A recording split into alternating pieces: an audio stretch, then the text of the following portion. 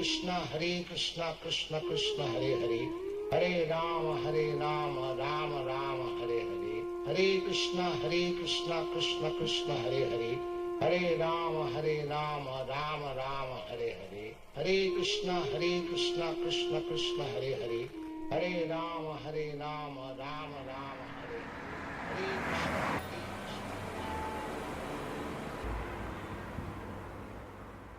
So the Hare Krishna mantra, which is also known as the Maha Mantra, the great mantra for deliverance, is made up of 3 words of God. Hare, which means the energy of God, Rama, which means the reservoir of all pleasure, and Krishna, which means the most attractive person. So God has to be the most attractive person. No one would dispute that. So when we chant this mantra, Hare Krishna, Krishna Krishna, Hare Hare, Hare Rama, Rama Rama, Hare Hare, we are saying the names of God constantly. So this is a very powerful mantra, and of all mantras, it's the most powerful. This is why it's called the Maha Mantra. Yeah, chanting the mantra, I mean, it's very powerful. It's something you can do almost at any time, in any place. There's no real restrictions on it. And the more you realise that actually this mantra, you know, it's not just, you know, these are not material sounds like Prabhupada describes. This is a vibration from the spiritual world. So we might not be able to see the spiritual world, you might not be able to smell it straight away, but through this sound we can actually, you can enter into it, you can hear it. When everyone sings together, you can really get swept away into a completely different place. So there's nothing better. I remember speaking to one, he was a DJ where we live, and he said he'd been to so many parties, so many nightclubs, so many raves, but nothing compared to a kirtan where all the Hare Krishnas were all dancing and singing together.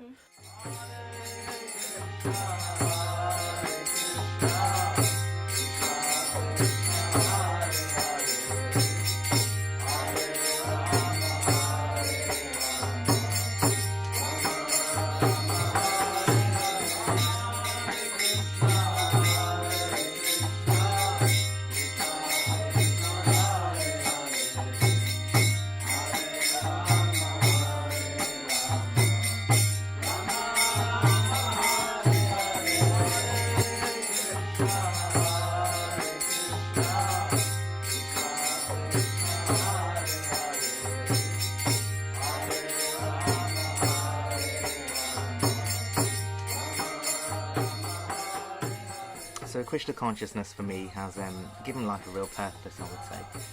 When I went into my 4th year of university, I met my now wife at the time, someone that just sat next to me, and she had come from a Krishna conscious background, and there was just something about her.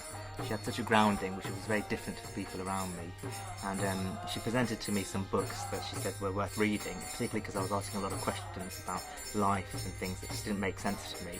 And I started reading one of Srila Prabhupada's autobiographies, and there was just something about that book that really did actually change my life, and things just connected, and all of a sudden I realised that actually God does exist, and there is a purpose to life, and there is more to life than going out and doing things. And I guess I was asking myself, when I used to go out, I used to drink, I occasionally had smoked, and I was looking for a path to try and make myself happy, but I didn't realise at that time that what I was actually doing wasn't happiness. It was a temporary relief from pain that I felt I must have been suffering inside, if that makes sense.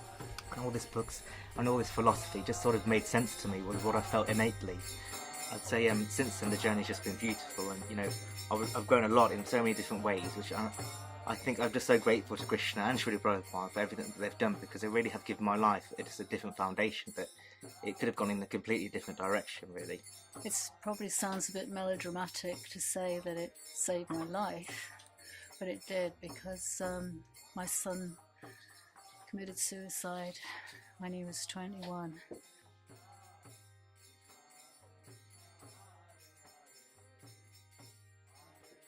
And I guess that's one of the worst things that can probably happen to a mother. And having the mantra and the philosophy to hold on to was really the only thing that got me through it. And for that, I'll be ever grateful to our Divine Master, Srila Prabhupada.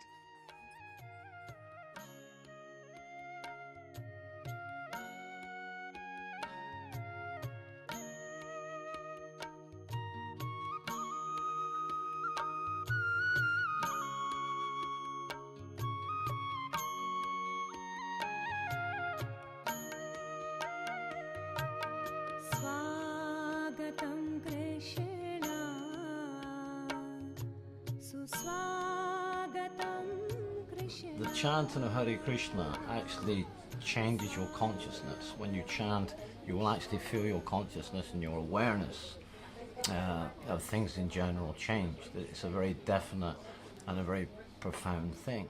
When I got more serious involved in Krishna consciousness, I realized that I discovered something that I wanted to share with the rest of the world. So about 10 years ago, I decided that the best way to be able to share what I discovered and given me a lot of peacefulness and satisfaction in my life could only be achieved by having an actual building in Bristol where people could come to and feel the amazing benefits of Krishna consciousness. That's the main reason for having any centre anywhere in the world, is for the benefit of other people. And I also enjoy giving out Krishna consciousness, so it's not just a case of giving out and not me not getting any satisfaction, but I enjoy talking about Krishna. So when people come and have a nice time, then it also makes me happy as well. The highest charity work, the highest welfare work, is to help people get out of this cycle of birth and death. There are many charity works, different kinds of charity in the mode of goodness, charity in the mode of passion, like this. But spiritual charity work is to help one in an eternal way.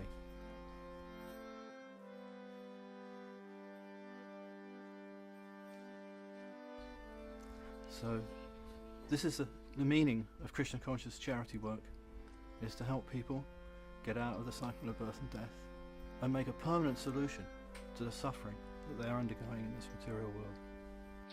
I mean, there's nothing special about me. I'm an ordinary person, but I am special because I found this panacea, this medicine that's changed my life. I mean, I wouldn't say that I was a particularly bad person before I met the devotees, but I was certainly a very mundane person. I find that, my life has become complete by becoming a Hare Krishna devotee, and all I can really do is try and improve what I do in that regard.